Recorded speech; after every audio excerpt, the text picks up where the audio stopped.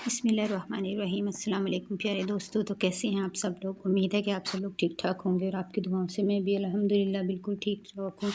تو جس نے ابھی تک میرا چینل سبسکرائب نہیں کیا، میرے چینل کو سبسکرائب کر کے ویڈیو کو لائک شیئر کریں اور مجھے زیادہ سے زیادہ سپورٹ کریں، کیونکہ مجھے ہے آپ کی سپورٹ کی بے حد ضرورت۔ اور آپ کس قسم کی کہانیاں سننا چاہتے ہیں بتائیں، تو شروع کرتے ہیں آج کی سٹوری۔ خلیفہ ہارون الرشید کے عہد کو اسلامی تاریخ کے زرعی اداروں میں شمار کیا جاتا ہے۔ ان کے دور میں عدل و انصاف، علم و ثقافت اور فتوحات کو عروج حاصل ہوا۔ ان کے کئی مشہور قصے تاریخ اور ادب میں محفوظ ہیں۔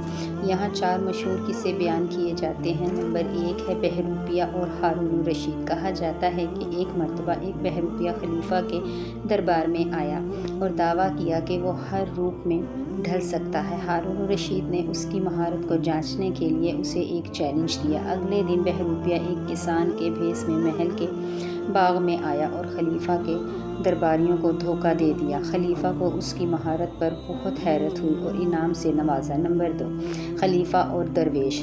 ایک بار ہارون الرشید رات کو بھیس بدل کر بغداد کی گلیوں میں گشت کر رہے تھے۔ انہوں نے ایک درویش کو دیکھا جو نہایت سادگی سے زندگی گزار رہا تھا۔ خلیفہ نے اس سے بات چیت کی اور اس کی قناعت پسندی سے بہت متاثر ہوئے۔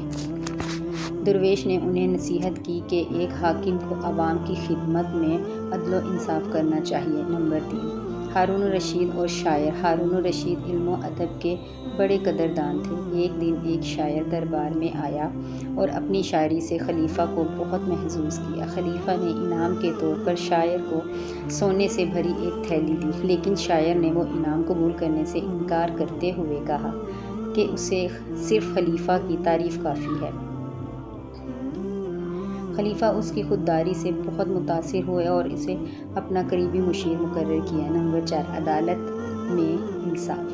ہارون الرشید کے عدل کا ایک مشہور واقعہ یہ ہے کہ ایک شخص نے خلیفہ کے قاضی سے شکایت کی کہ خلیفہ کے غلام نے اس کی زمین پر قبضہ کر لیا ہے۔ قاضی نے خلیفہ کو عدالت میں حاضر ہونے کا حکم دیا۔ خلیفہ عدالت میں حاضر ہوئے اور غلام کے خلاف مقدمہ لڑا۔ فیصلہ غلام کے خلاف ہوا اور خلیفہ نے اس فیصلے کو قبول کرتے ہوئے انصاف کا بول بالا کیا۔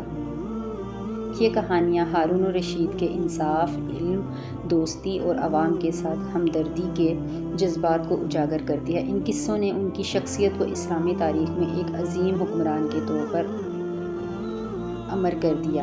تو یہ تھی خلیفہ ہارون الرشید کی زندگی کی چند واقعات جو میں نے آپ کو سنائے۔ اگر آپ اور بھی کسی خلیفہ، کسی نبی، کسی پیغمبر کے بارے میں کچھ بھی جاننا چاہتے ہیں یا کس قسم کی سٹوریز آپ سننا چاہتے ہیں تو پلیز مجھے کمنٹ باکس میں بتائیے۔ میں آپ کو آپ کے مطابق، آپ کی پسند کے مطابق سٹوریز لے کر آؤں گی اور ملوں گی دوبارہ ایک اور اسی طرح کی اچھی اور مورل سٹوری کے ساتھ۔ اپنا رکھیے گا ڈھیر سارا خیال۔ کبرا کو دیجیے اجازت۔ اللہ حافظ۔